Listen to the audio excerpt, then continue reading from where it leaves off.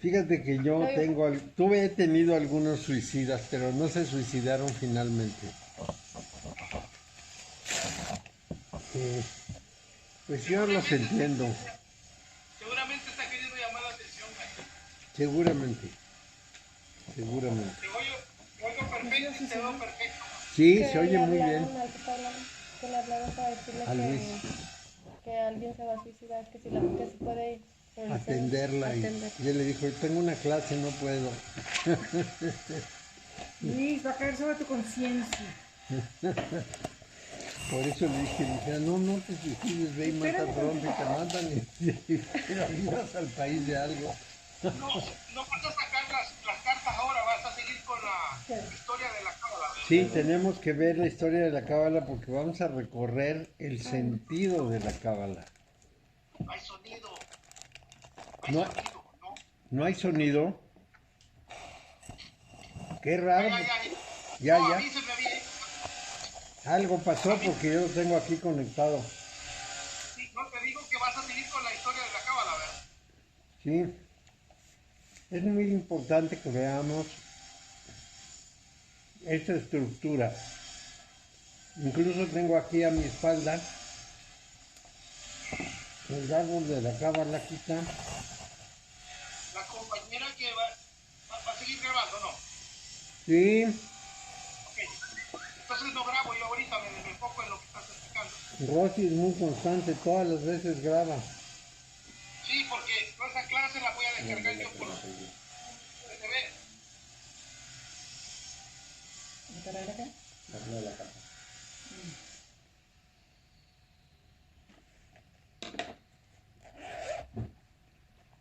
Está haciendo un calor del diablo aquí, tú.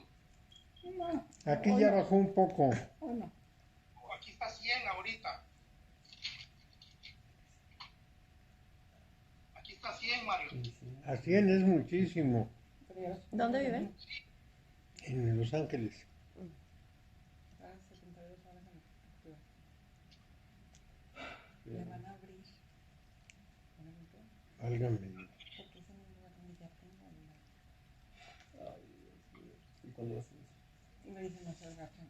No me pasa nada, no se me agachen. No. Vengo el pulso, vengo el pulso. Vete el pulso y me dice. Pues ya no quiero que cuide con trabajo. Muy bien. Ya vamos. Entonces nos quedamos en... Déjenme ver en dónde nos quedamos. ¿Te quedaste en la historia de la cábala? Sí, pero ¿en qué parte? Porque es muy larga. Hablaste de Pico de la Miratola, hablaste de León, hablaste de... ¿Qué más? Todos los cabalistas de España. Sí, hablé de... Hablaste de Escanací, hablaste de los sefardíes, de la historia de estos dos pueblos. ¿Les hablé de Isaac el Ciego? No. Sí, hablaste de Isaac el Ciego. De Isaac... Y de un alumno, y de un discípulo de él. Claro. ¿Les hablé de Abulafia? ¿Te acuerdas? No, esto no mencionaste. Abulafia no lo mencionaste. Yo le llevé otras avales que Entonces lo voy a tomar en el camino. Ah, para poner el... Sí, muy bien. Para que sople bonito. Bueno, entonces les voy a decir que ha habido una serie de tratadistas judíos muy importantes. Namanides, por ejemplo, el Rambam, que fue muy importante. Namanides escribió comentarios al Sefer Yetzirah. ¿Cómo se llama él? Namanides, Moshe ben Naaman. Y le dicen el Ramban. Si buscas el Ramban o Namanides o Namán, lo encuentras. Fue un personaje importante. En realidad hubo una gran cantidad de judíos. Sí, dime. Bueno, estábamos hablando de Isaac el Ciego, que había escrito un libro muy importante que era el Sefer Abair. creo que les dije que hay 3 libros fundamentales de la Cábala y muchos auxiliares. Los 3 fundamentales son el Sefer HaZohar, el Sefer HaBahir y el Sefer HaYetzirah. El más antiguo es el Yetzirah, que se escribió en el año 600 antes de nuestra era y que se pensó que era un libro de gramática, algo así como de gramática, ¿cómo la llamaríamos? Pues la gramática hebrea, para considerar cómo deberían apreciarse las letras y demás. Después, esta idea que tuvo alguien por ahí fue contradicha severamente, porque es un libro en realidad que hace la descripción de lo que son las bases de la Cábala, las letras, los números y los sonidos. Yetzirah es el del esplendor, ¿verdad? ¿Es el qué, perdón? Yetzirah es el esplendor. El El del escrito. esplendor. No, es el de la formación. El del esplendor es Zohar y el de la claridad es Bahir y el de la formación es Yetzirah. Bueno, ahora lo consideramos la piedra angular de la literatura cabalística. Es en el que por primera vez se usa la palabra Sefirot y tiene alguna relación con los neopitagóricos. Hay algo ahí que lo liga al neopitagorismo. Esto es importante de mencionar porque hay una cantidad de conexiones o interconexiones entre prácticamente todo lo que podríamos considerar los conocimientos herméticos antiguos. Antiguos quiero decir antes de nuestra era y en los primeros siglos de nuestra era. Hubo una intensa comunicación entre sociedades secretas y se crearon una gran cantidad de textos, algunos muy descriptivos, casi todos misteriosos, y los pitagóricos no solo no escribieron nada, casi no dejaban salir nada de lo que decían ni los pitagóricos ni los neopitagóricos, de manera que no tenemos ni idea de exactamente las conexiones entre ellos, más que por la semejanza de lo que dicen. Bueno, es importante que el Sefer Yetzirah sería una especie de suma de ideas recogidas de varias tradiciones, una de ellas la pitagórica, pero otra también la gnóstica. Para los gnósticos, el libro más importante se llama Pistis Sophia. Es sagrado para ellos, es como su Biblia. Tiene 148 capítulos y el original griego se perdió. Hay copias, pero el original griego se perdió. Entonces, el Sefer Yetzirah en el siglo VI va a resumir una gran cantidad de textos que fueron escritos, que fueron respetables, que sirvieron a una serie de sociedades herméticas muy importantes. Cuando dices gnósticos, estás hablando de los estos del desierto y los rusos, ¿verdad? No, estoy hablando del gnosticismo en general, el gnosticismo cristiano, el gnosticismo anterior al cristiano, que era maniqueo, el gnosticismo mitraico. La tradición gnóstica en Asia, yo la sitúo más o menos que se iniciara entre el 4000, 5000 antes de nuestra era. ¿Qué es lo que pasó ahí? Y ahí sí tenemos que hacer un recuento largo, pero es importantísimo tener presente eso para lo que estamos haciendo. Lo que pudiéramos llamar toda la tradición hermética desde Persia hasta América.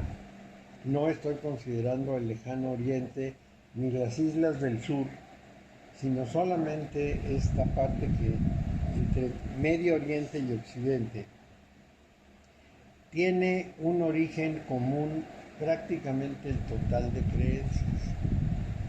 La única persona que se atrevió a desafiar esto, la única persona que presentó una variación importante respecto a esa tradición, que sería la tradición sumeria, pasando por Persia, Babilonia, Acadia, Siria, los hititas, los hicsos, Egipto, etc., fue Jesús. Jesús planteó una posición dentro del judaísmo que también venía de esa tradición, aunque la tomaba a contrapelo, es decir, estaba en muchas medidas contra eso. El único pues que se atrevió a hacer el desafío fue Jesús, pero Pablo lo enderezó, Pablo lo regresó a la tradición del Medio Oriente. Es decir, el cristianismo, no el cristianismo, la prédica judía de Jesús, dentro de un judaísmo muy revolucionario, quedó en los discípulos. Pablo, alegando que él había recibido el Evangelio del cielo cuando se cayó del caballo en Damasco, regresó el cristianismo a la tradición del Medio Oriente. Volvió a usar los mismos términos, las mismas ideas básicas, y realmente hizo del cristianismo algo muy similar al mitraísmo, fue como una continuación del mitraísmo. Eso determinó que Mani, que nació después como por el año 250 de nuestra era, alegara que había habido muchos profetas antes que él, incluido Jesús, pero que no habían logrado el objetivo y que él iba a ser el último de los profetas, pero no lo fue porque el último resultó Mahoma. Entonces, vamos a decir que esa tradición termina... ¿Quién es este Mani? ¿Cómo? Mani. ¿Quién es este Mani?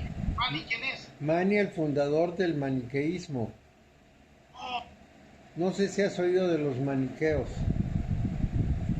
Es un derivado del mitraísmo. A ver, voy a empezar más atrás. Más o menos en el año 3000 antes de nuestra era, bajan de la meseta del Pamir, buenas. Más o menos 3000 antes de nuestra era, bajan de la meseta del Pamir los arios, que por un lado van a conquistar la India y por otro lado se van a situar en el norte de Persia. Situados en el norte de Persia, usan toda su, pues, ¿qué diríamos?, su capacidad de imponer cosas, introduciendo el culto de Mitra. El culto de Mitra existe en la India, hay una pareja que se llaman Mitra y Varuna, y eso es culto mitraico. Pero en la India es impuesto a partir más o menos del 1800 antes de nuestra era. 1200 años antes de eso, por el 3000, los arios ya predicaban la posición de un tal Mitra. Sin embargo, como los que ganaron la batalla entre el norte y el sur de Persia fueron los parsis del sur, ellos adoptaron a Mitra como parte de un dios suyo llamado Hormuz. Poco a poco Hormuz se fue como apagando y Mitra fue surgiendo, de manera que en el 1200 antes de nuestra era, la doctrina mitraica o de Mitra era la que dominaba el ambiente del Medio Oriente. Esa doctrina de Mitra duró a través de incluso transformaciones hasta más o menos el siglo IV de nuestra era. ¿Cuál era la doctrina de Mitra? Lo digo muy rápido para no desviarnos mucho. Todo partía del toro cósmico, por eso pienso en el año 4000 antes de nuestra era, porque la constelación de Tauro estuvo del 2000 al 4000 antes de nuestra era vigente. Fue su tiempo. La de Piscis empieza, digamos, en el año cero. La de Aries debió empezar en el 2000 antes de nuestra era y la de Tauro en el 4000. Es la época del Minotauro, del buey Apis, del culto a las vacas. Todo esto sale de la era de Tauro. Y en esa era de Tauro, de alguna manera, se consideró que todo había partido de un toro cósmico. ¿Qué es esto? ¿Por qué ese día me está hablando una hija que va a trabajar ese día a la oficina y sale a las 5? Pero yo creo ya va a laborar normal y les aviso. Así me llegan muchos recados. Me llega otro que dice que vaya yo a renovar mi ficha de empeño. Y por mucho que le digo que no tengo ni ganas de empeñado, me vuelve a escribir. Estamos esperando. ¿Cuál? Ve que te hablan para entregarte un regalo. Sí, de mí visa. También. Y la uso. Y me volvieron a hablar para decir que sí iba a ir. Mario, ¿por qué en la mitología egipcia siempre aparece el león? El león. Porque en la era de Leo es que se produjo la gran inundación, el diluvio universal. Y los egipcios lo registran en su astrología. Entonces es muy importante la era de Leo. Aparte que había leones por todos lados, pero en realidad es una era muy importante para ellos porque incluso los egipcios hicieron la predicción de que 8.000 años antes, 11.000 años antes, había habido una destrucción por fuego que a ellos les había tocado la destrucción por agua y previeron que a nosotros en esta época nos iba a tocar la destrucción por luz. Entonces, si piensan en las ondas electromagnéticas de alta frecuencia del 5G, quizá andemos muy bien. Ya se cumplirá la profecía. Yo tengo un empleado que se llama Luz. Mañana lo despido. Bueno, No vaya a estar un garrotazo. No vayas a ser tú. Bueno, entonces, esa religión de Mitra se basa en el toro cósmico. ¿Cuál es esa tradición del toro cósmico? Se supone que en el universo había un gran toro. Todo es muy confuso, aclaro anticipadamente, porque estos antiguitos no entendían bien lo que era el principio y lo que era el final, y revuelven lo que ya estaba con lo que no había llegado, y es medio enredado.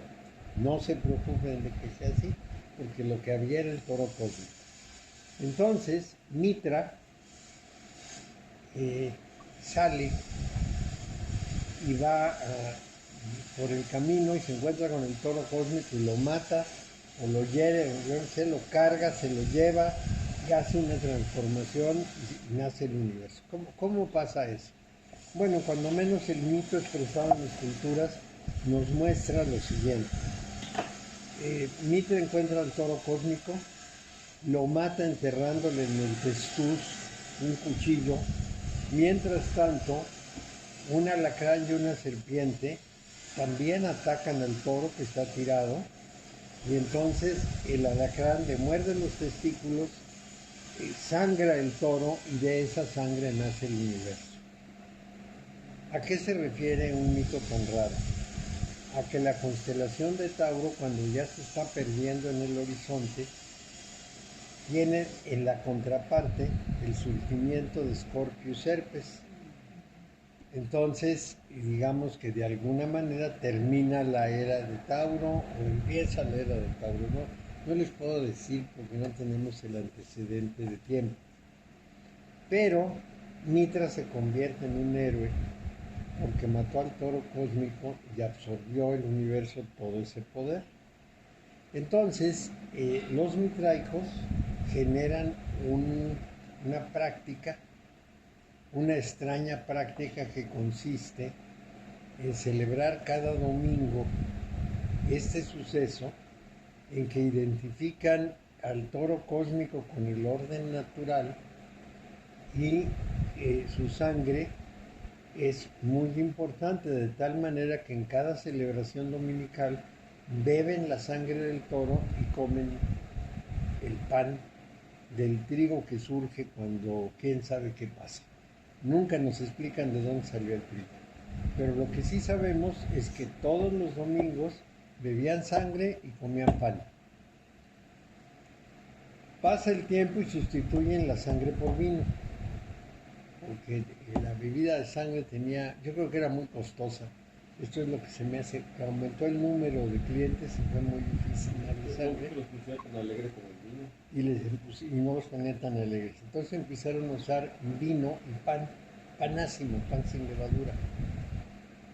Pasó el tiempo y Mitra fue adquiriendo independencia, fue adquiriendo fuerza y el culto se empezó a desarrollar ya muy específicamente en el 1200 antes de nuestra era. ¿Qué es lo que proponía la religión de Mitra? 1. El amor al prójimo. 2. El perdón de los pecados. 3. La resurrección de los muertos. 4. El juicio final. Más sus celebraciones dominicales. Entonces, familia, hermano. ¿cómo? Era lo mismo. Entonces, el asunto es que Mitra significaba finalmente una deidad con lo que pudiéramos llamar un seguimiento muy largo y una gran cantidad de gente que estaba adherida al culto mitraico. Los romanos, durante algún tiempo, y no corto, estuvieron en el Medio Oriente. Los soldados romanos adoptaron la religión mitraica en una de sus modalidades, que era el culto del sol invicto. Ese culto del sol invicto, en el siglo I de nuestra era, estaba aposentado en Roma en las órdenes del ejército. Constantino el emperador, como pertenecía al ejército, también llevaba el culto del sol invicto. Mitra nació el 25 de diciembre en una cueva de una mujer virgen. Entonces aparecieron unos pastores que estaban por ahí llevando su ganado y le rindieron culto a Mitra, y después 3 sacerdotes persas que recibían el nombre de magos, porque ese era como se les decía, no se les decía sacerdotes sino magos, visitaron a Mitra. Y de esta manera empezó su vida el 25 de diciembre. De tal manera que Constantino, que se había aprovechado de la fe de los cristianos para ganar el imperio, impuso la fecha del 25 de diciembre para el nacimiento de Jesús y algunas de las partes del ritual del sol invicto, como el incienso en los templos, las campanitas y otras cosas parecidas, para que ese culto se mantuviera. Y entonces engarzó más o menos el culto al ejército con el culto del cristianismo, y eso le dio al cristianismo un empujón enorme. ¿Por qué lo hizo? Bueno, porque él no tenía derecho en realidad al imperio, a ser el emperador, porque él no era hijo de Zeus, o de Júpiter, perdón, porque para ellos era Júpiter. Él no era hijo de Júpiter, sino era hijo indirecto de Heracles o de Hércules, de manera que no le tocaba ser emperador. Pero pues entre intrigas y guerras llegó el momento en que luchó contra Magencio, que era el emperador, y lo derrotó.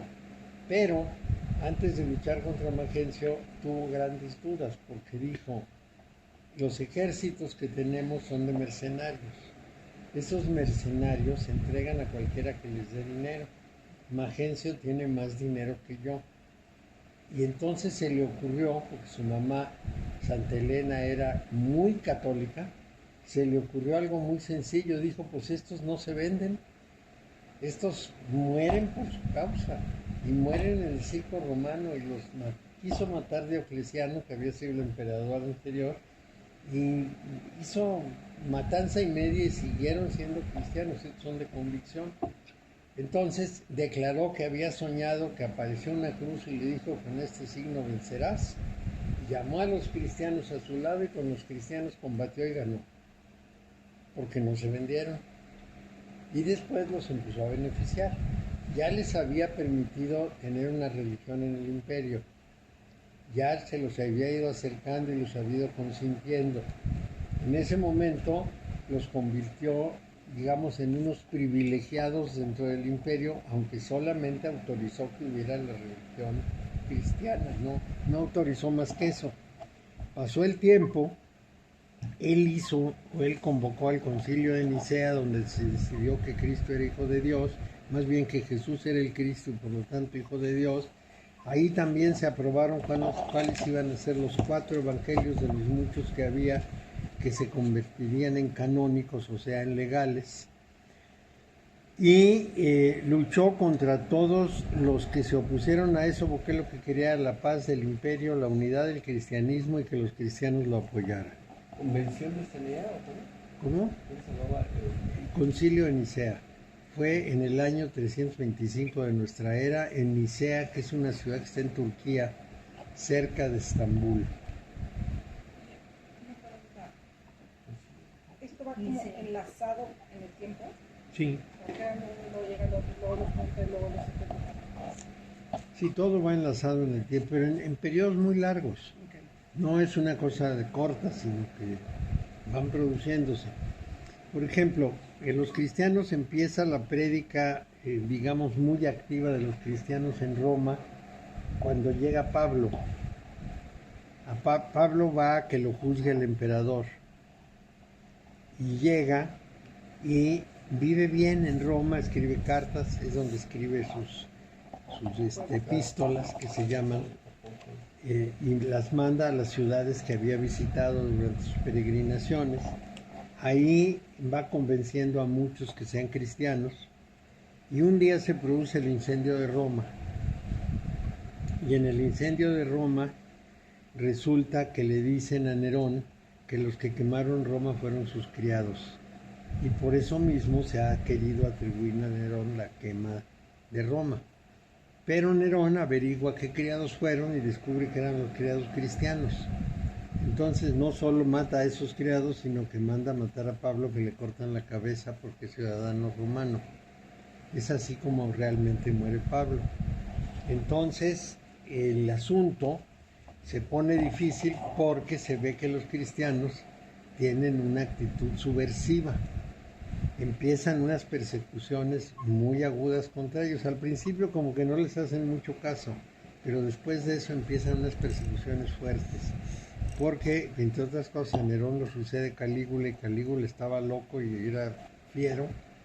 Y luego hay emperadores romanos, estamos hablando como del año 70, hay emperadores romanos que persiguen a los cristianos, otros que los toleran, otros que quieren exterminarlos, y los cristianos más o menos ahí se van adaptando, se reúnen en secreto, los quieren obligar a adorar a los dioses romanos y se oponen, les dicen que los van a matar y se dejan matar, se dejan llevar al Coliseo para que se los coman las fieras, en fin. Los cristianos son muy firmes en su fe. Entonces pasa el tiempo y por el año 270, 290, un emperador llamado Diocleciano declara una cosa muy simple, que hay que desaparecer a los cristianos del mapa y que él solamente va a ser emperador 20 años. Diocleciano ya no está en Roma, sino que está en Turquía, cerca de Nicea, por Nicomedia. Entonces Diocleciano dice, voy a durar 20 años, de manera que yo, que soy el Augusto de la Iglesia de Oriente, voy a tener un César en la Iglesia de Oriente, y el Augusto de Roma va a tener un César en Roma. El César de Roma es el papá de Constantino. Bueno, Entonces, Diocleciano renuncia a los 20 años, después de perseguir cristianos y no acabar. Entonces, Constantino, que es el papá de Constantino muere, Constantino hereda su posición, pero como es muy ambicioso, va a casarse con la hija de Licino, que es el César de Oriente. Es decir, se casa con la hija del segundo de Oriente y es el segundo de Occidente. Y en Roma, pues está un emperador que es independiente, que es otro, que es un Augusto. Bueno, entonces se casa con la hija de Licino, tiempo después induce a Licino a suicidarse, se deshace de él, hereda el título de hijo de Heracles, y entonces, para entonces, el emperador de Roma es Magencio y decide hacerle la guerra y hace toda esta historia de jalarse a los cristianos. Antes de eso, en el 310, con Licino, ya había lanzado un edicto en Milán en que se consideraba que la religión cristiana ya no iba a ser perseguida porque el Imperio Romano aceptaba que los cristianos fueran una religión dentro del imperio y se acaba el conflicto de los cristianos, cuando menos el conflicto de las persecuciones. Finalmente toma el poder, muere Licino, muere Magencio, él se hace del poder y entonces empieza a haber un pleito terrible entre la Iglesia de Oriente y la Iglesia de Occidente. ¿Cuál es la Iglesia de Oriente? La de Siria, la de Palestina, la de Egipto. Hay 4 grandes ciudades, extraordinarias ciudades para aquella época: Alejandría, Jerusalén, Antioquía, Constantinopla, además de Roma, pero Roma es casi la última. Entonces, en Alejandría hay un obispo muy importante, en Jerusalén otro, en Antioquía otro, en Constantinopla otro y finalmente el de Roma. Todos son iguales. Sin embargo, el obispo de Roma les dice papas a los otros 4, porque les reconoce más categoría. En esas circunstancias en que hay esa organización, las iglesias de Oriente, Alejandría y Palestina, y en algún punto también Antioquía, son partidarios de la idea de que Jesús era un ser humano, un profeta, un gran profeta, que hizo muchos méritos, e incluso algunos de ellos sostienen que una vez muerto Dios lo adoptó como hijo por sus méritos. Pero otro grupo, el grupo europeo, sostiene que no, que de ninguna manera, que es hijo de Dios y que seguirá siendo hijo de Dios. Y se pelean la iglesia de Oriente contra la iglesia de Occidente y hay matanzas y hay sangre, hay de todo. Entonces Constantino dice, no puedo tener este relajo en el imperio porque los cristianos son muy fuertes y se están peleando. Y entonces manda a un obispo, amigo de su papá, llamado Ocio el obispo, lo manda a Alejandría a ver una doctrina nueva que ha surgido de Oriente, de un tal Arrio, un sacerdote egipcio llamado Arrio, que es el que está defendiendo muy abiertamente la idea de ese Cristo humano, de ese Mesías humano. Entonces a esa doctrina se le llamó arrianismo. Bueno, Ocio regresa y dice, no, hay que acabar con eso. Entonces, sin consultar al obispo de Roma, ni mucho menos, cita Constantino a un concilio en una ciudad nueva que ha hecho, hizo un palacio enorme en la ciudad de Nicea, muy cerca de Nicomedia. Y entonces, él convoca al concilio, le paga el viaje a los obispos de Europa, pero no le paga el viaje a los de Oriente. De manera que llegan muchos de Europa y 3 o 4 o 5 de Oriente, muy poquitos de Oriente. Y entre ellos está el obispo de Nicomedia, que era amigo de la hermana de Constantino. Bueno, entonces en el concilio de Nicea preside el emperador, no el papa, porque no hay papa. ni siquiera invitó al obispo de Roma, Silvestre I. Entonces preside el emperador. Ahí un sujeto, un obispo llamado Eusebio de Cesarea, es el que presenta el dogma cristiano. Dice, vamos a decir esto de que creemos en el Padre, el Hijo, el Espíritu Santo, etc. Y los de Asia se oponen. Entonces se hace una votación y después de muchos alegatos, por mayoría de votos gana que Jesús es Hijo de Dios. Una vez establecido eso, lo que hace Constantino es mandar al exilio a los que votaron en contra. Que se vayan de aquí, no los queremos. Bueno, Jesús es hijo de Dios por decreto. por decreto, por votación, por mayoría de votos, que es muy importante. Es muy democrático. Democracia combustible. Bueno, entonces, Eusebio de Cesarea ya propone el credo y el propio emperador le dice, cuando está diciendo cómo es el credo, oye Eusebio, te faltó una palabra. Y dice Eusebio, ¿cuál? Homoousius, que quiere decir de la misma naturaleza que el Padre. Entonces se añade al credo, por recomendación de Constantino el emperador. Bueno, entonces, una vez que esto ocurre de esa manera, también se decide cuáles van a ser los evangelios confiables. Y Ireneo de León, que era el obispo de la ciudad de Lyon en Francia, había elegido 4 como los más afines a la doctrina romana. Y alguien propone que sean esos 4 y se acepta. Cuando sale del concilio, Constantino toma los 4 evangelios, le da 2 a Eusebio de Cesarea, le da 2 a Atanasio, el obispo de Alejandría, que era un delincuente verdadero, y les dice, ajústenlos a lo que decidimos en el concilio.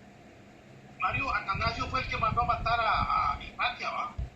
No, ese fue Cirilo. Atanasio mandó matar al obispo anterior, mandó una horda que lo sacó del obispado y lo mató a palos en el patio. Y luego se hizo obispo él. Era un encanto. Bueno, entonces, entre Atanasio y Eusebio corrigieron los evangelios, hicieron de 50 en 50 copias, recogieron los antiguos y entregaron los nuevos, ya corregidos para adaptarlos al concilio de Nicea. Esos son los que tenemos nosotros. De los otros no tenemos la más remota idea porque los quemaron.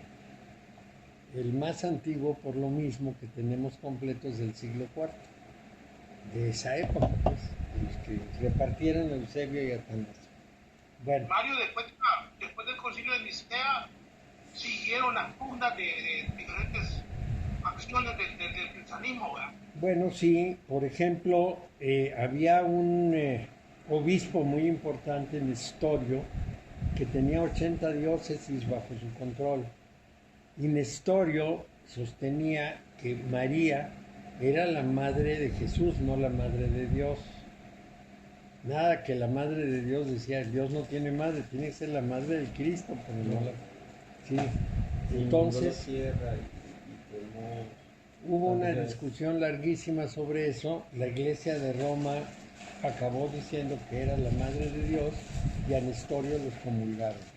Entonces toda la iglesia nestoriana, las 80 diócesis, se separaron de Roma. Hubo otro terrible alegato y solamente acabaron cuando llegaron los musulmanes en el año 700. Luego hicieron otra discusión de casi 100 años alrededor de si Jesús tenía un cuerpo humano y un cuerpo divino, o si tenía 2 naturalezas en el mismo cuerpo, o si tenía una sola naturaleza que implicaba los 2. 100 años de pleitos para definir eso, que verdaderamente a mí me parece insustantivo, pero a ellos les parece importantísimo. Entonces fue dificilísimo y también fue una discusión entre Oriente y Occidente. El resultado final es que no todas las iglesias cristianas están adheridas al Vaticano desde entonces. más la llamada de atención de Lutero y la reforma que sacó a todos los que ahora llamamos protestantes, entonces el Vaticano sí tiene muchos seguidores, pero no todos. Hay,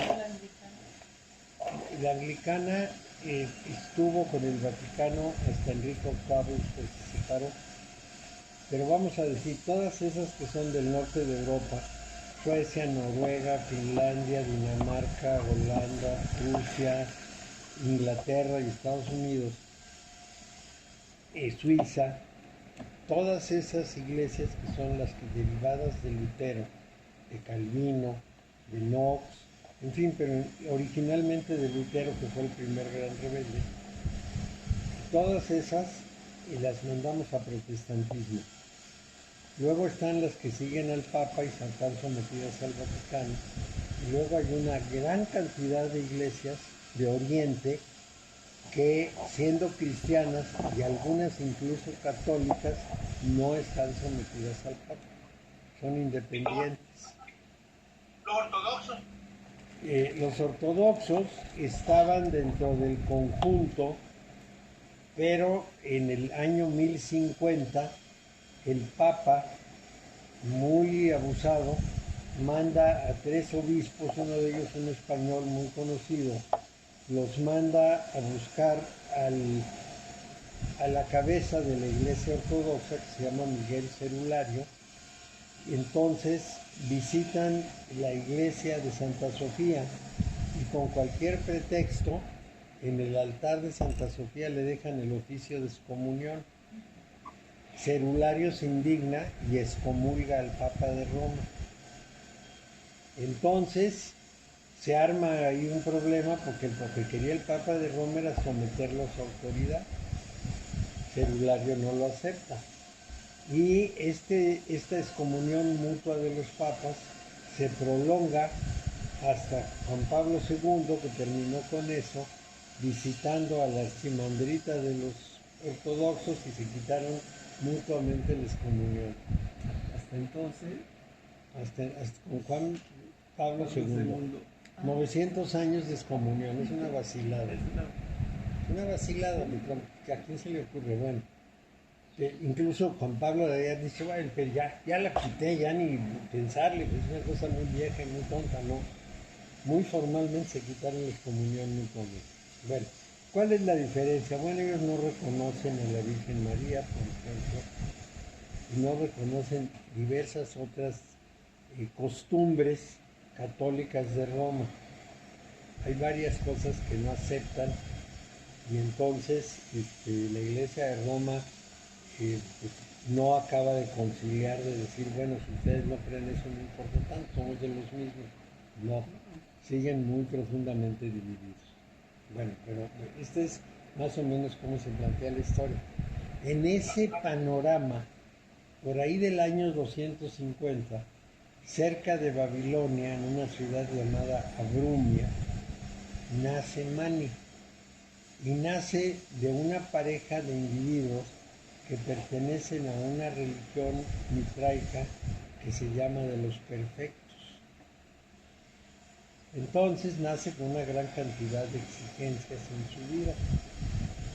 Va creciendo y dice, todos los profetas, empezando por Noé hasta Jesús, tenían un propósito que nunca cuajaron.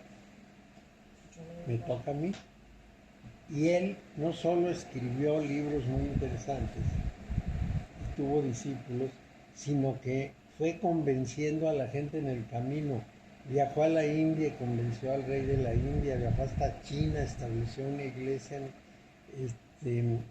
maniquea en China. Fue importantísimo, en Europa lo siguieron muchas personas y finalmente el disgusto de un rey acabó con él. Había un rey que lo protegía en Siria.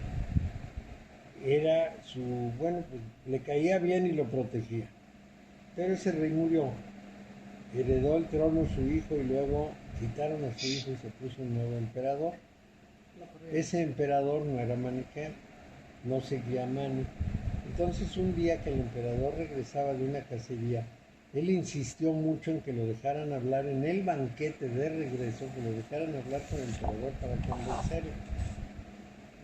El emperador, que no tenía ningún ánimo de oír a Mani, dijo, bueno, a ver que hable. Mani echó su rollo y entonces el emperador dijo, encadénenlo y métanlo a la cárcel. Y ya estando en la cárcel dijo, ahora háganlo pedacitos, su cabeza la cuelgan en la entrada de la ciudad y sus pedacitos los tiran por todos lados. Y se acabó Mani. Sus discípulos... Tan drástico. Sí. Pues yo creo que estaba muy fastidiado de la necedad del otro. Pues, yo con el emperador, yo le voy a decir y le voy a alegar. Y piensa que dijo yo, ¿quién es el encadena? No, y en aquellos tiempos no había realmente tanto cuidado de cómo asesinar a la gente. No había derechos humanos, ni leyes, ni nada. Iba a El decir eso. emperador decía que se le pegaba la gana. Bueno, entonces Mani perdió completamente su oportunidad porque sus discípulos no tenían el tamaño.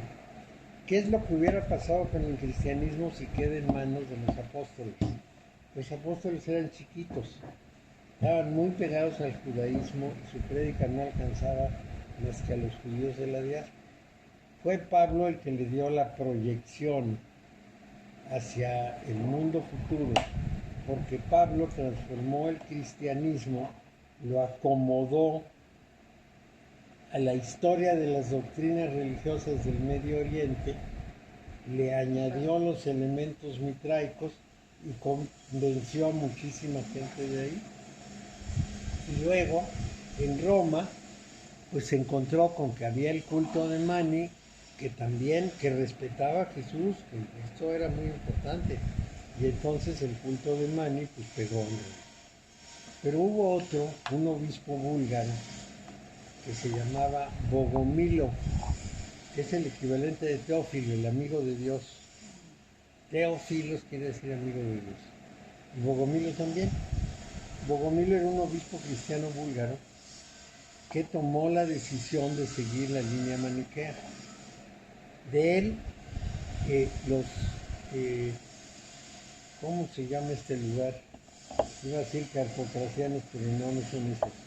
Estos que tienen en Turquía unas cuevas por donde los capadocios siguieron a Bogomilo, y en Europa se formó una escuela llamada Paulicianos, que estaba en Francia.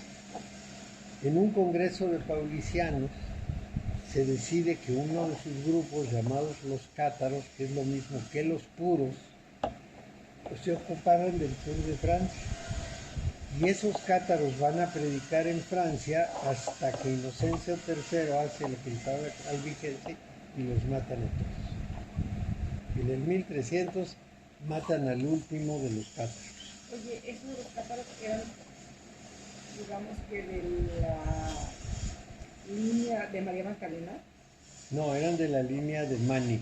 Bueno, Y seguían el Evangelio de Juan. Y decían que Roma era el lugar de perdición y prostitución, que eran el demonio mismo, que esa era la cueva. Mario, Que no estaba lejano de aquellos tiempos de confederaciones. No, nada alejado. Ni en estos. Ni en Sí, ni Un me- poquito más, no dice eso. los maniqueos y los mandeos no son lo mismo. No, los mandeos son judíos. Son judíos en el exilio que formaron a Juan el Bautista. La posición de Juan el Bautista es mandea. Pero como ven, todos estos ires y venires religiosos son muy complejos. Bueno, toda esta larga introducción es para decirles que junto con las religiones oficiales había unos grupos que eran independientes, y dentro de estos grupos se encuentran los gnósticos. Las primeras señales del gnosticismo se pueden identificar en algunas ciudades, pues pequeñas ciudades porque no eran grandes, del oriente, estoy hablando de Siria, Turquía, por ahí, en donde se nota en sus prácticas que tenían la misma posición de los gnósticos. ¿Cuál es la posición de los gnósticos? El dualismo. ¿Qué es el dualismo? Creer que el bien y el mal son dos realidades paralelas, igualmente fuertes, ninguna sometida a la otra, existentes y que dominan el mundo alternándose. Esta creencia en que no solo hay un principio bueno omnipotente, sino dos principios igualmente fuertes, se llama dualismo. Esa convicción la vamos a encontrar en la religión persa, en la que se llama mazdeísmo, en la posición mitraica, en la posición de Oriente. Entonces, la materia fue creada por el malo y por lo tanto es mala. Todo lo material es sucio, inadecuado, inconveniente, perverso. Mientras que en el judaísmo, que siempre fue a contrapelo de todo, Dios creó el mundo y lo encontró bueno. Es decir, cada día de su creación se daba cuenta de que le había quedado muy bien. Bueno, entonces, también ese Dios de los judíos es creador de la materia. Digamos una doctrina opuesta al dualismo, que se llama monismo, es decir, uno solo. Bueno, entonces, los gnósticos son adaptables porque ellos piensan que hay una realidad profunda y una manera mística de vivir y que la religión que se practique es lo de menos, que lo importante es su búsqueda. Entonces, cuando estaba Mani eran maniqueos, cuando estaba Mitre eran mitraicos, cuando llegó el cristianismo fueron cristianos, cuando llegó el islam se hicieron islámicos y les vale gorro. Incluso dicen, no es necesario ser islámico para ser sufi, porque el sufismo es el gnosticismo en el islam. También gnósticos cristianos, hay unos evangelios gnósticos. Entonces los gnósticos se han adaptado de una manera muy sencilla porque la religión les parece lo superficial, lo profundo es su mística y entonces todo lo demás es secundario. Que Mahoma sí, Mahoma, que Cristo sí, Cristo sí, ya, dejen de molestar. Ellos siguen la pistisofía como su texto y todavía hay obispos gnósticos en Holanda, hay una iglesia gnóstica muy importante en Holanda. Bueno, entonces esos grupos, como los gnósticos estos, y otros grupos cerrados, cultos, por ejemplo, los de la escuela de Delfos, los de la escuela de Eleusis en Grecia, los iniciados persas, etcétera, y los egipcios, tenían unas doctrinas propias con lo que ellos consideraban unos secretos muy valiosos sobre el sentido y origen del universo. Tenían su propia visión de cómo eran las cosas y cómo era el mundo y los seres sobrenaturales. Todo esto lo tenían como muy estudiado. Esos grupos ocultos permanecieron vivos miles de años, no pocos, miles de años. Todavía los masones actuales, los ritos ingleses, dicen que la masonería sale de Caín y Tubal Caín, y luego Enoch, y que luego finalmente, cuando se construyó el templo, había el constructor o el ingeniero que era muy importante, que había sido enviado por el rey de Tiro para ayudar a Salomón, y ese, ¿cómo se llama? Hiram Abiv, es el primer gran masón, constructor del templo. Y a partir de Hiram Abiv se dispara la tradición masónica y los secretos masónicos. Es una sociedad secreta como cualquier otra. El hijo de la viuda, ¿va? El hijo de la viuda, sí. Todos esos grupos herméticos, secretos, callados, con sus propias doctrinas, se conservan paralelamente a la existencia del cristianismo en el mundo occidental. Y a pesar de las persecuciones, como son grupos ocultos, logran sobrevivir.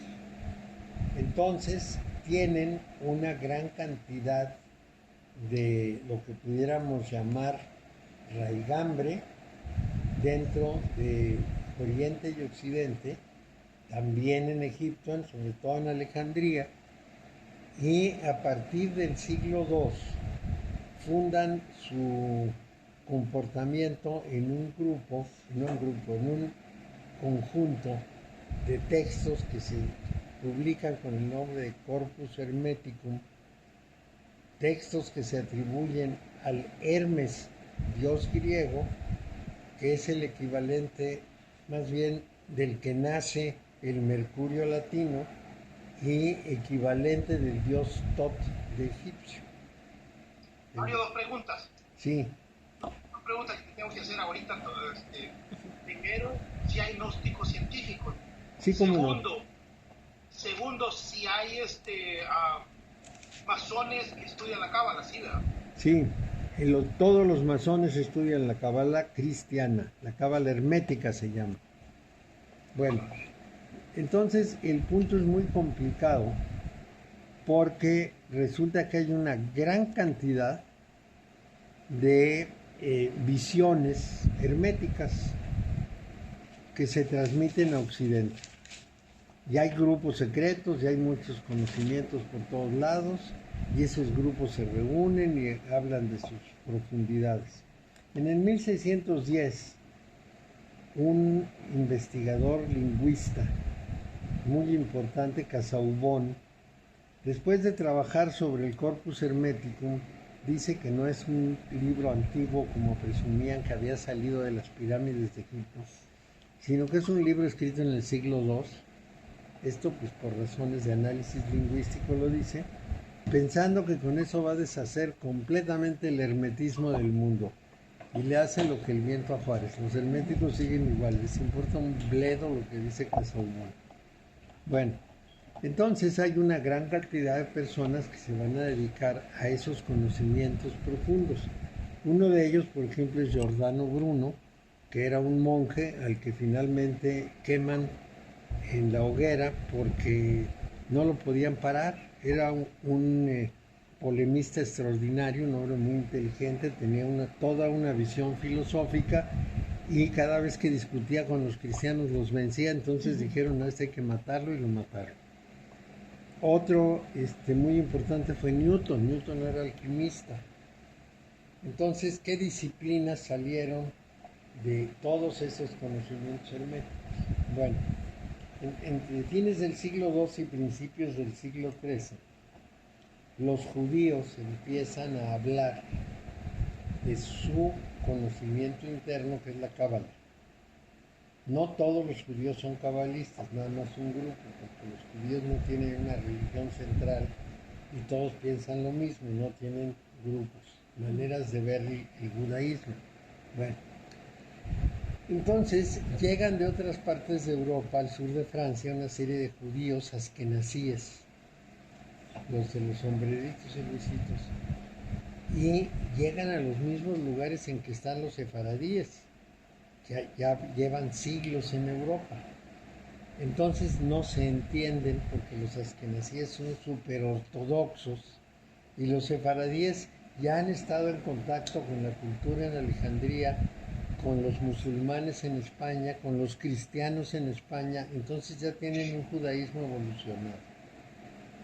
Para poderse entender con los askenazíes, Isaac el Ciego publica su famoso libro de Bahir al mismo tiempo que Moisés de León publica el Zohar, el libro del esplendor. Entonces el libro de la claridad y el libro del esplendor se publican casi simultáneamente alrededor del año 1200.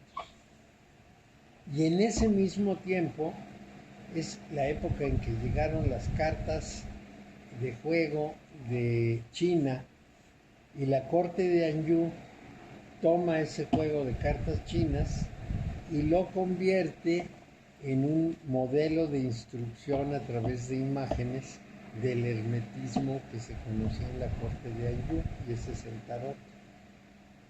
Entonces hay una suma muy complicada que se hace sola. Se toma como teoría general de todo el sistema hermético la cábala. pero no la cábala hebrea. Si la cábala hebrea se toma como un referente y se inventa una cábala hermética. Entonces, esto es la teoría de todos los grupos herméticos, incluidos los masones. De ahí se desprende el estudio de la astrología como el diagnóstico de la persona, el trabajo del tarot como el camino iniciático, la alquimia como el método y la magia como la consecuencia. Y eso se representa en una estrella de 5 picos. En el pico alto se pone cábala. En el pico que nosotros vemos a la izquierda se pone astrología. En el derecho se pone tarot. En la pata izquierda de abajo se pone alquimia y en la otra parte magia. Y esas son las 5 disciplinas de los conocimientos herméticos de Occidente. Mario, cábala, astrología, tarot y alquimia, y luego como consecuencia de toda esta mezcolanza se Magia. produce la... Sí. Entonces, esas 5 disciplinas son las disciplinas de la hermética occidental. De todos los grupos, sea cual sea el grupo, todos hablan de lo mismo. Como que se unifica el nombre, no necesariamente el contenido.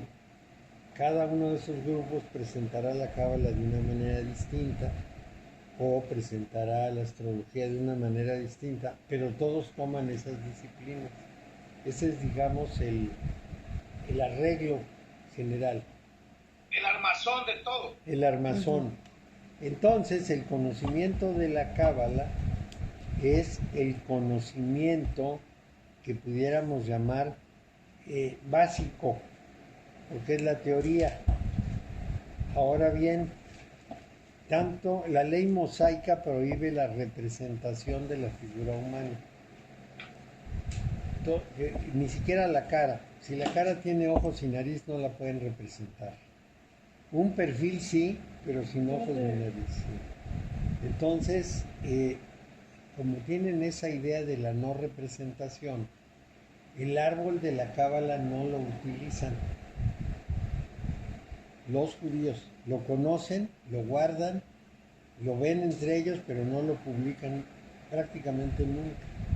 Mientras que los cristianos lo adoptan y lo transforman.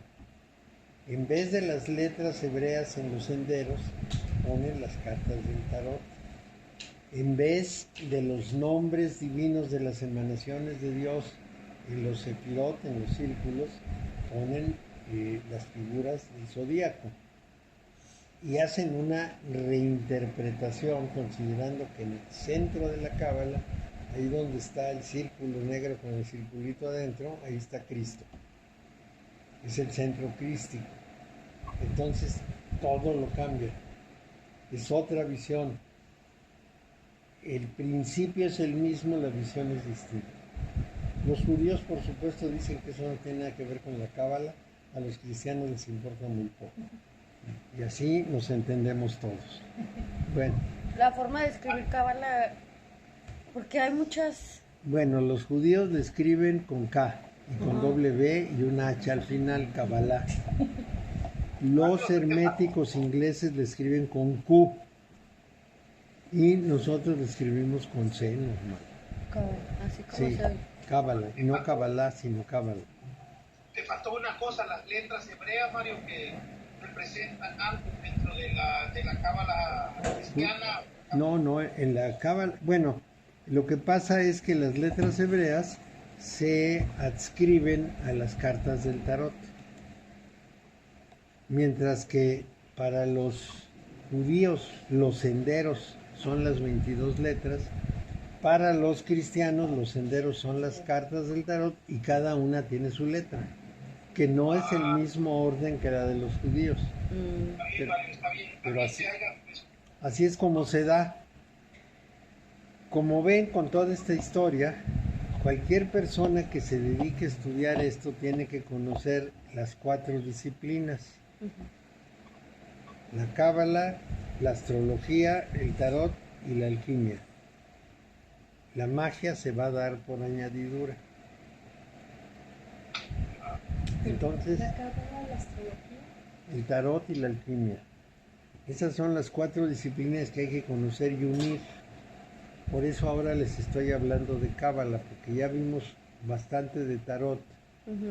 Y antes de seguir adelante y empezar a usar la parte simbólica del tarot, vamos a tratar de empaparnos un tanto de la cábala.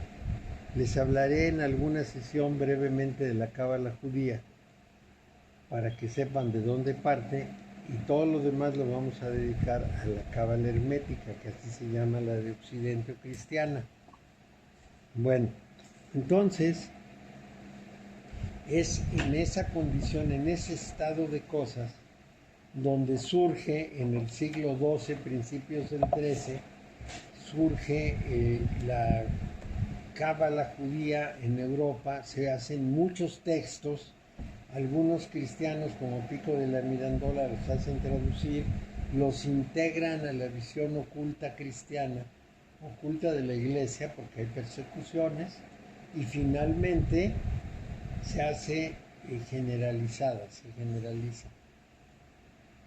Esto desde el siglo XIII, 14, 15, 16, 17, en el siglo XVIII, 5 siglos después, Eliphas Levi redescubre el tarot.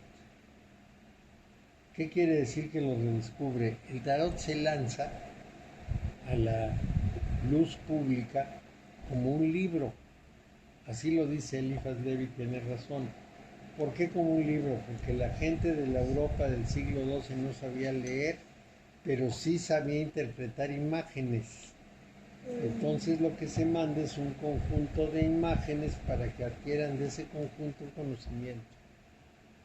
Nosotros sabemos leer textos, pero no sabemos leer imágenes, por eso tenemos que regresar al estudiar el tarot a la contemplación de las imágenes, porque tenemos que leer en esas imágenes unas lecciones, y esto se considera esencial.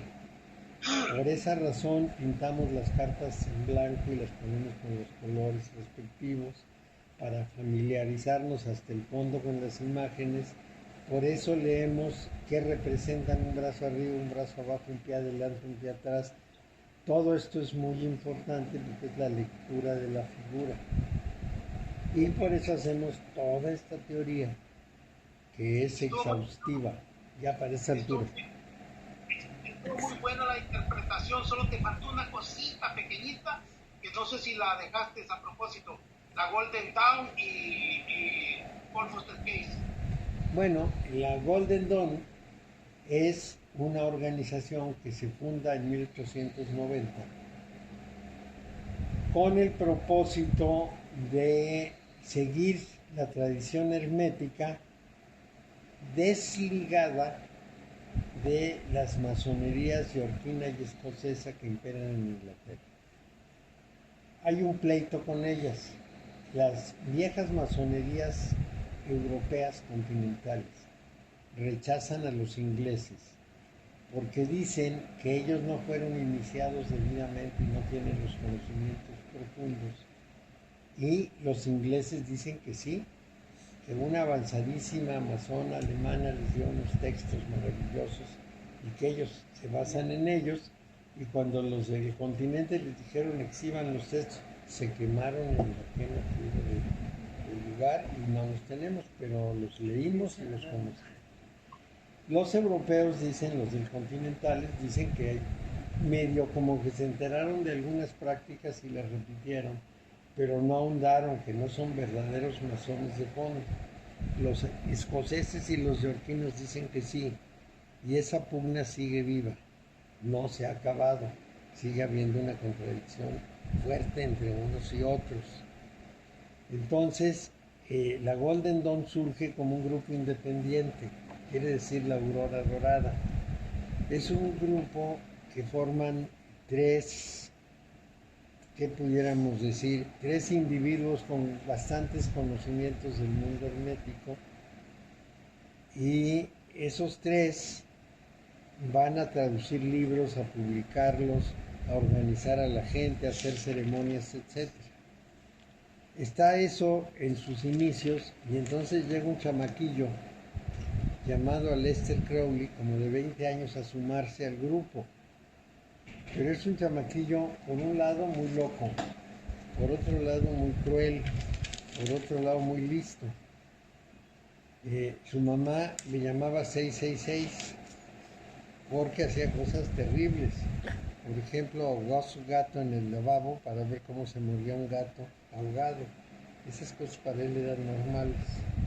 Entonces, con una gran habilidad se fue haciendo la cabeza de la Golden Dawn, y 10 años después, cuando ya era el jefe de la Golden Dawn, esta se deshizo.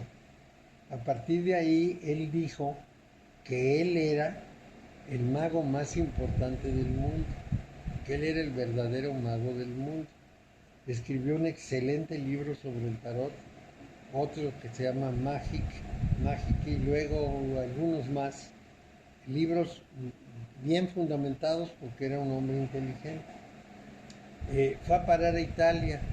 En Italia organizó un como centro de culto, y un día una periodista italiana lo acusó de hacer una cantidad de cosas que eran, vamos a llamarlas, súper prohibidas, o inadecuadas o indebidas, o lo que quieran llamar. Entonces él se enojó mucho con la periodista y le emplazó juicio. Y la periodista fue aportando documentos y él lo suyo, etc. Un día, a la mitad del juicio, el juez detuvo todo y le dijo: tengo 40 años de juez. En mis 40 años he visto todas las infamias humanas, pero nunca las había visto juntas en una sola persona. Pierde usted el juicio, y perdió el juicio. Le salió un chirrión por el lado. Y le salió, sí, fue al revés. Y entonces el resultado fue que salió derrotado del juicio. Pero, ¿qué se creen? Al salir, una jovencita de 20 años le dijo: señor, quisiera tener un hijo de usted, y lo tuvo. Y se fue. Nadie entiende por qué pasó eso, pero pasó. Bueno, Bueno, pues es que hay gente que admira la inteligencia, Sí. independientemente de todo el de la desorden infamia. emocional, era inteligente. Pues el caso, sí, muy inteligente. El caso es que sus libros sí tienen valor. Su interpretación del tarot y sus cartas del tarot son de primera. Tienen mucho contenido y mucha profundidad. En realidad sabía muchas cosas. Trabajó bien. Así es que, si como persona era indeseable, como autor es muy interesante. Bueno, ese fue Aleister Crowley. De esa Golden Dawn, que solamente duró 10 años, se desprendió una multitud de organizaciones herméticas, pero una multitud, vamos a decir unas 30. Una de ellas se desarrolló en los Estados Unidos y le encabezó Paul Case. Paul Foster es el apellido de la madre, Case. Y él fundó una organización que se llama Los Constructores del Altar, Builders of the Aditum, BOTA, que todavía existen. Case ya murió, Case era como en los años 20 del siglo pasado, ya murió, pero dejó una colección de libros de primerísima calidad, en que habla del tarot, habla de la cábala, habla de luz y sonido, y de habla autoría. Sí, de su autoría. Y muy profundos y muy metidos con las explicaciones del hebreo que son necesarias, y con mucha profundidad. Es en realidad, o fue en realidad, un autor muy, muy prolífico. El conjunto de sus libros alcanza como las 2000 páginas, y muy fundamentado y muy profundo. Sus discípulos, desgraciadamente influidos por el carácter norteamericano, son muy afectos a los dólares. Ese es un problema muy grave. Convirtieron la escuela de Paul Foster Case en un negocio. Pero bueno, esas cosas pasan, sobre todo en ese país, todo lo convierten en negocio. Entonces, los libros de Kay son muy importantes. Pero también hay otros que sí salieron de ahí, entre ellos Diane Fortune, Alice Bailey y otras grandes personalidades que hicieron sus propios grupos y escribieron extraordinarios libros sobre el mundo hermético. Puede haber sido sobre Cábala, puede haber sido sobre otras disciplinas, pero lo hicieron muy bien. Entonces, ellos son para nosotros pues, unas guías. En general, hemos leído algunos de esos libros de estos personajes, algunos de ellos como La voz del silencio, por ejemplo, que son extraordinarios. Más o menos a mediados del siglo XIX ocurre un fenómeno adicional. Empiezan a llegar a Occidente las primeras luces de las doctrinas orientales. Entonces en Europa entusiasma mucho el conocimiento del mundo oriental y poco a poco va creciendo el interés, se van traduciendo textos, hay más gente que ha viajado a Oriente y puede hacer las descripciones y entonces se va sumando la doctrina oriental a la occidental y dentro de ese grupo está la señora Blavatsky. Ella se va a India, funda una sociedad a la que le llama teosófica, dice tener 3 maestros indios ascendidos que nadie conoce, incluso tenemos sus aparentes fotos. Ella dice que son sus maestros y que le revelan cosas secretas, traduce y publica algunos de los libros orientales y funda una sociedad teosófica que todavía existe. Bueno, ahora imagínense el enredo. ¿Qué me pasa, por ejemplo, en el grupo de los viernes? Que me parece muy peculiar de nuestra época. Hay personas que ya pasaron por los esenios de Samael, por los teósofos, por el yoga, por las disciplinas circunstanciales que van apareciendo, digamos, Maharishi Mahesh, por el método Silva, ya pasaron por todo. Entonces están llenos de toda esa variedad de conocimiento que en última instancia debería ser el mismo, pero que cuesta mucho trabajo unificar. Es decir, con la necesidad casi de hacer los equivalentes directos que no se valen porque no son conceptos iguales. Pero bueno, entonces esto es no un grupo, es una característica del occidente actual. En el occidente actual, como han llegado por todos lados cantidades enormes de información sobre todos estos temas, y hay un número incalculable de libros sobre el particular, entonces hay muchísimo ruido, porque hay de todo. ¿Y qué es lo que pasa? Que en la concepción común, todo este ruido se mete dentro de un mismo saco. O sea, todo pertenece a lo mismo. Todo lo que no es cristianismo católico o protestante cabe en la bolsa esa. Y entonces, en esa bolsa podemos hablar del ectoplasma que arrojan los mediums, podemos hablar del poltergeist, podemos hablar de las apariciones, podemos hablar de los muñecos de Nazca y de los pintados en Inglaterra, hablamos de los agroglifos, hablamos de teosofía, hablamos, bueno, ¿de qué no? Y de Oriente, y de Buda, y de los tibetanos, todo se nos revuelve en la misma bolsa. Y puede ser muy complicado. Pero está mal andar picando en todo. Si no se unifica, no es que esté mal, pero confunde. Okay. Ese es un problema muy importante, porque pues, en realidad todo debería coincidir, pero hacerlo coincidir es bastante trabajoso. Entonces nos vamos a encontrar fácilmente que alguna persona nos pueda preguntar de la cosa menos pensable. Es decir, a mí me puede llegar cualquier de una persona y me decir, es que yo creo que tengo un duende en mi casa, ¿podría usted ir a ayudarme a sacarlo? Digo, qué raro que piensen, que sumen esas cosas, y que yo vaya y saque un duende. ¿Por qué se les ocurre, no? Porque bueno, porque todo está mezclado en lo mismo. Es una mezcla que hace nuestra cabeza, no es que esté mezclado de hecho. Oye, Mario, ¿sí fuiste? No, ¿Sí lo sacaste? sacar un duende.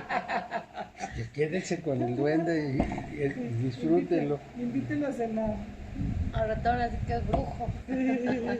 Es que todo se mezcla, y ni modo, ¿no? Tenemos que verlo pues como parte de nuestra época y parte de la gran confusión del mundo de la información. Oye, también que ahorita ya está abierta la información. ¿Cuánto tiempo estuvo cerrada y cuánto tiempo no te dejan pensar y no te dejan investigar y no quieren que... Le pican. Pero ahora nos empachamos de información. Claro, claro. Entonces tenemos que poner orden. Y por eso tenemos que ser muy sistemáticos. Entonces, la primera lección que nos va a organizar todo es conocer lo que es la cábala. No es que el tarot no tenga mucha importancia, ya lo vimos bastante tiempo y es muy importante, pero tenemos que, digamos, referirlo al conocimiento cabalístico.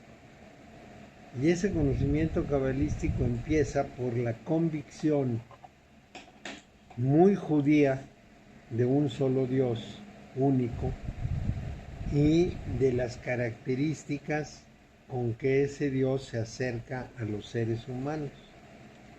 Esto finalmente lo tenemos en toda la cábala judía. Les decía hace un momento que los judíos no son todos cabalistas. Es más, igual que los musulmanes ven a los sufitas como medio raros, como con sospecha, igual que los cristianos ven a los místicos con sospecha, exactamente igual, los judíos ven a los cabalistas muy raros. Hace muchos años yo tenía un alumno medio loco llamado Adam Ivinsky, que se le ocurrió traer, Que hasta el nombre lo tiene medio loco. sí, polaco, que decidió traer a un rabino de Guadalajara. Me dijo, Mario, vamos a invitar a un rabino de Guadalajara. Todo lo chido. Organizamos una gran conferencia y yo invito a una serie de personas que seguramente van a ir y entonces, etcétera, etcétera, ¿no? Bueno, yo le hice más o menos los anuncios, le dije, ¿estás seguro? Sí. Llegó el rabino de Guadalajara, fueron 4 personas. Una persona le preguntó de la cábala y dijo, yo no sé qué es eso, desconozco completamente la cábala, no sé qué es, no me pregunten. No es que no conozca, es que no quiere conocer, evidentemente, ¿no? Ese rabino no le daba la mano a las mujeres para no contaminarse. Le presentaban a una mujer, ponía las manos atrás, se inclinaba y le decía mucho gusto. ¿Era qué? Hasídico. Pues es que ellos dicen que las mujeres pueden contaminar al mago, vamos a decir. Sí, no tocan. Es una cosa así como... Oye, en India también, ¿no? Porque para no pasar como que la carga de la energía y no sé qué. Hay muchos prejuicios. Bueno, pero este rabino era opuesto a la cábala. Y esto es importante porque tendría que ser hasídico, claro. Porque el problema estriba en que no todos los judíos ven el judaísmo igual. Entonces, nosotros vamos a trabajar con el judaísmo cabalístico y si alguien tiene curiosidad del otro, pues podemos hablar un poco también de ese otro. Pero el otro es como no solo muy rígido, sino perfectamente claro. Y las cosas son de esta manera y así son, y es muy abundante porque tiene una gran cantidad de textos. A lo largo de 2000 años se ha construido las interpretaciones que son los Midrash, la Mishnah, el Talmud, una cantidad de cosas que son interpretaciones del judaísmo, interpretaciones de los primeros 5 libros, etcétera, complejas. No es que los cabalistas no las conocieron, sí las conocían, pero tenían además su propia visión. Bueno, entonces por eso es que estamos tratando de ver la estructura de la enseñanza de la Cábala. Nosotros sí usamos el árbol de la vida y hay una serie de destacados maestros cabalistas que todavía se respetan. Por ejemplo, al Ari Isaac Luria, que es del siglo II, o al Rabino Akiva, también del siglo II, se le sigue considerando con mucho respeto. A Namanides, que es el Rambán, también. A Sem Tov es visto, que sería Moisés de León, es visto con un enorme respeto. Y Isaac el Ciego, todos ellos siguen recibiendo un gran respeto y reconocimiento de los judíos cabalistas. Bueno, Anamanides, que hizo comentarios sobre el Talmud y sobre el Sefer Yetzirah, y que fue el rabino mayor de Cataluña y la mayor autoridad del Talmud de su generación, se le presentó una discusión con los monjes agustinos, si no me equivoco, no, con los monjes dominicos, los perros de Dios, dominicanes, los canes de Dios, sí, los perros de Dios. Entonces los dominicos discutieron con él y él les demostró que el Mesías tenía que ser un hombre de carne y hueso y no un hijo de Dios. Les ganó la disputa, se llamó la disputa de Barcelona, y lo corrieron de Barcelona y se tuvo que ir a Safed, se tuvo que regresar a Palestina porque no lo aceptaron más. ¿Por qué no lo aceptaron más? Pues porque los derrotó y ya no tenía ni qué hacer, y entonces tuvo que huir. Y murió en Palestina en el 1267. También apareció Abraham Abulafia. Y ahí hay que considerar que hay 3 líneas, una línea tradicional, una línea mística y una línea que pudiéramos llamar mágica. La de Abulafia es la línea mágica del judaísmo cabalístico. Esas 3 líneas son muy, muy importantes. Cada una tiene su razón de ser y tiene sus talentos específicos, y Abulafia fue el más afamado, quizá porque su método era el más accesible. Entonces, este Abulafia lo que decía es que había que trabajar sobre las palabras. Entonces los judíos tienen 3 metodologías que se llaman gematría, temurá y notaricón. Déjenme ir por un librito.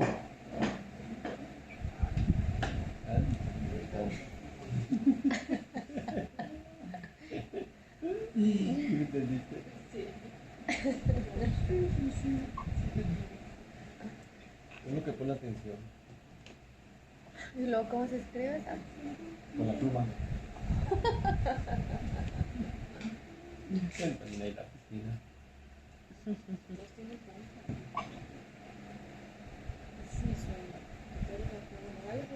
Dice, ¿sabes qué?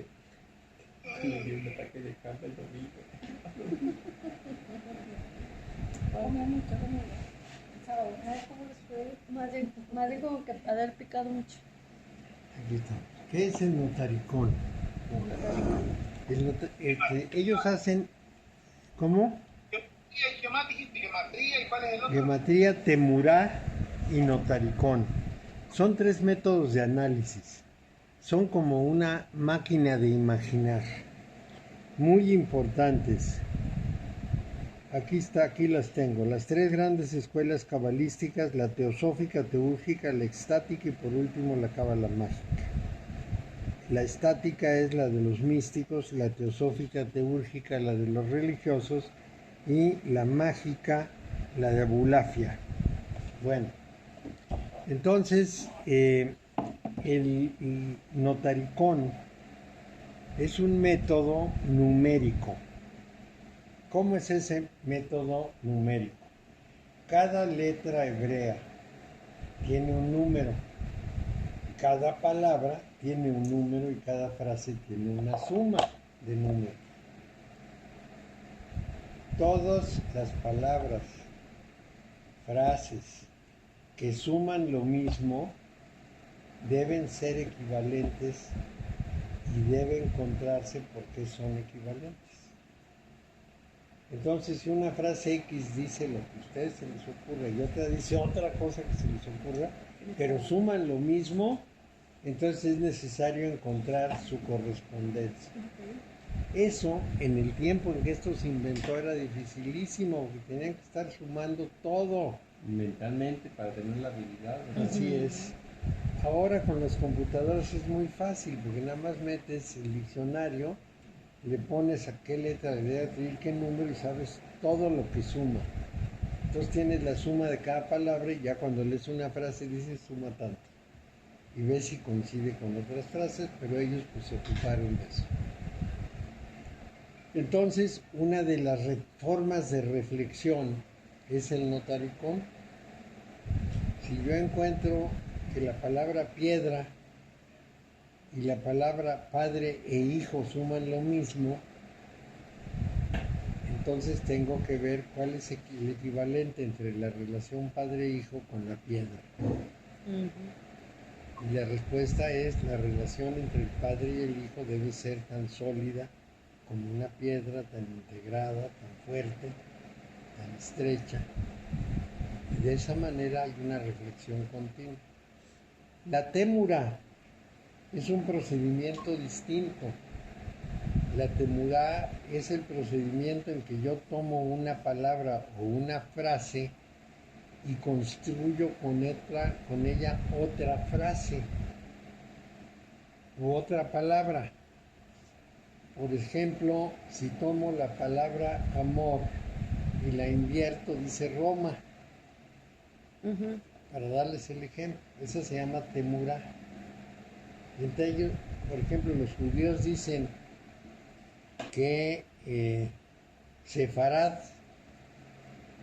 y Pardesh son las mismas palabras, Pardesh con SH y Sefarad con PH. Si ustedes toman Sefarad con PH y Pardesh con SH, tienen las mismas letras. Sefarad quiere decir España y Pardesh quiere decir paraíso. Entonces ellos dicen: los judíos que huyeron de la persecución y llegaron a España encontraron un paraíso. Esa es la temurá. La gematría es un asunto mucho más complicado. Fabio, en Temurá siempre invierten las letras. Es letras. Es cómo revuelves las letras. No necesariamente las inviertes, sino que las pueden mover de diferentes formas. Las revuelves. Por ejemplo, les voy a dar un caso. En latín, me perdonarán que es en latín, pero este es el caso. En una tumba que aparece en un cuadro de Nicolas Poussin, un pintor francés, en la tumba aparece una frase que dice et in Arcadia ego, o sea, yo en la Arcadia, et in Arcadia ego, yo en la Arcadia. Revolvieron las letras hasta que encontraron otra forma de decirlo. Y tego arcana Dei, atrás que tengo el misterio de Dios. Pero eso implica mucha creatividad. Claro que sí, tienes que volverte loco ayudándole vueltas a todas las Busca la letras. letra, pon la letra, Como pon la... crucigramas. Sí. Claro. Se supone que esa tumba es la tumba del Hijo de Dios que viajó a Europa con la Magdalena. Entonces es bien complicado el asunto, ¿no? Pero como ven, ese es el método de la gematría. Ok. No, de la temurá. El método de la gematría es tomar la primera letra o la primera palabra de cada párrafo y hacer una nueva frase. Ni modo. Nos vemos. Ah, llegó el cambio. Dejo lo de la Bueno, está bien. Sí, Gracias, gracias. hasta luego. Ay, tomar la primera que. La primera letra o la primera palabra de un texto, de un párrafo, y tomarla del siguiente y del siguiente y del siguiente párrafo. Y con eso hacer un nuevo texto. Pero aquí viene lo importante. No siempre es párrafo tras párrafo, sino que de pronto le dan una fórmula que dice, toma la primera letra de este párrafo, la tercera de 2 párrafos después, bríncate 3, la primera del quinto, y con todo eso vas a tener una lección. Y hubo un judío que hizo esto ya con computadoras y todo y encontró muchísimas cosas detrás de los primeros 5 libros de la Biblia. Y una de las más destacadas fue que a Isaac Rabin, que era el primer ministro de Israel, le dijeron, en la Biblia dice que usted va a ser asesinado tal día de tal año. Y lo asesinaron efectivamente. Él fue a rematarlo para que... Y eso lo sacaron por ese método. Y más cosas previeron, dijeron aquí está registrado esto, una cantidad de cosas. Entonces, ese método de la gematría es muy complicado. Pues está interesante. Sí, Como con los los tres. secretos, ¿no? Ajá. Claro, y es una forma de reflexión, porque uno tiene que meterse y darle vueltas y tratar de entender qué Pero también significa. es mucho el valor de un pensamiento mágico o también una combinación intuitivo y creativo Pues sí, es intuitivo, creativo, y matemático. sí, y además tienes que reflexionar sobre eso mucho. Te vas metiendo, te vas compenetrando de las cosas. Por supuesto que tiene que ser en hebreo. Y el hebreo antiguo no es nada fácil. Yo estaba por estudiar hebreo antiguo, pero me costaba $900 al año y dije de ninguna manera. Me va a salir en $9,000, que es un dineral, nada más para aprender hebreo antiguo. No. Si tuviera 30 años, a lo mejor es un desperdicio porque voy a tener muy pocos años de A lo conocimiento. mejor hubieras adivinado cuándo iba a llegar el coronavirus, Mario. Pues Ajá. puede ser, no, pero para eso necesitaba lo que hizo este hombre. Porque no crean que nada más tenía la computadora. Él fue, en primer lugar, es judío. En segundo lugar, fue a Jerusalén y convenció a los rabinos que le enseñaran el texto más original que tuvieran escondido. Ah, ya. Los convenció y con ese texto trabajó para que no hubiera deformaciones. Entonces no es tan sencillo. Un hebreo muy puro.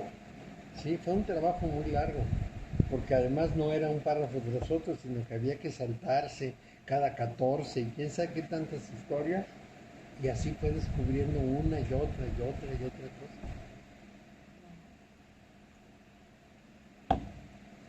Como ven, es un mundo muy complicado. Sí, es una clave morse. Y es un ¿Y trabajo por dónde? muy complejo. Empezamos por Y una pequeña equivocación desvía todo. Te desvía todo. Claro. Porque además tú tienes que discutirlo eso. Es decir, tú encuentras una relación así y la haces pública con otros Y alguien te va a rabinos decir, y no. ellos discuten y entonces se va trabajando en grupo. Pero te Porque entiende, Mario. en el judaísmo cabalístico, cuando menos, a partir de un conocimiento suficiente, todo se hace grupal. Entonces, cuando yo estudié cábala judía con los judíos, llegado a un cierto nivel, me dijeron, en adelante tienes que venir a nuestras reuniones y convivir con nosotros para aprender lo que sigue. Y como ni tengo tiempo, ni tengo tanto interés, pues ahí me quedé. Pero me insistieron mucho. Pero yo no estoy dispuesto a dedicarme exclusivamente al judaísmo. Eso es lo que Es pasa. la exigencia que ellos tienen, un compromiso y una Y lo que pasa es que dicen que es una dedicación. forma de vida. dedicación. Nos juntamos todos, hablamos, discutimos y aprendemos. Entonces, todos unidos vamos avanzando hacia el conocimiento. Lo cual no me parece mal porque es la característica de los judíos y es la que los ha llevado a lo que son. A ser poderosos Sí, económicamente. ¿verdad? El dueño de todos los cultura, bancos, ¿sabes qué dijo? ¿Que era judío? Goldman Sachs, todo. Sí, me decían, ¿qué problema tienes para venir a la reunión? Porque el maestro va a venir a Guadalajara. Si no tienes dinero, te pagamos el viaje. Si no tienes tiempo, te conseguimos un trabajo que te dé tiempo, lo que fuera. Pero súmate. Y eso se lo dicen a todos, no solo a Oye, mí. y nosotros acá no. No, Si quieres, ven. Si no quieres, no vengas. Pero, sí, ni es más, no comparto nada con nadie. Esa es nuestra posición. sí, a mí me pasaba en la iglesia, cuando iba a misa, pues de repente se quedan dos personas allá y luego un espacio, y luego queda un espacio, y luego vienen más gente, no sé qué, pero no, pues más fácil, vienen tres, cabemos, vamos a mover, y de repente una persona, y yo, oiga, disculpe, ¿se puede mover tantito para allá? Y yo, Ok. pues nada, pero pues se suponía que estábamos ahí ya compartiendo, y estábamos Que se todos- dan la mano y se dicen la paz, Ajá, ¿verdad? sí. Pues no. No, ¿se puede hacer para leerlo? Ah, muy bien. Es una iglesia muy elitista, Muy de individualista, sí. individualista, sí. Muy bien, pues terminamos el día de hoy Bien, muy bien. con una larguísima descripción. Seguiremos con el judaísmo. Fue necesario, Mario. Pues es necesario porque si no comprendemos cómo está ubicado, nos hacemos bolas. Oye, y si sabemos, nos hacemos bolas, imagínate si no. Ahora, ya sabiendo esto, podemos ir ubicando conocimientos y diciendo esto es de aquí, esto es de acá, esto es de allá. Está bien, Mario. Entonces nos vemos a las 7, ¿verdad? Ay, no, a las 8:30. Ah, sí, pero para ti son 7:30. Yo voy a ver. Sí. Una más, Blanca. Om Namah Shivaya.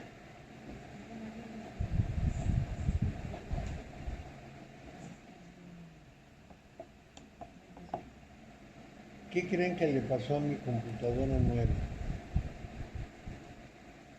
¿Lo qué? ¿Qué te pasó? Ya no funciona el mousepad. Uy, qué mejor.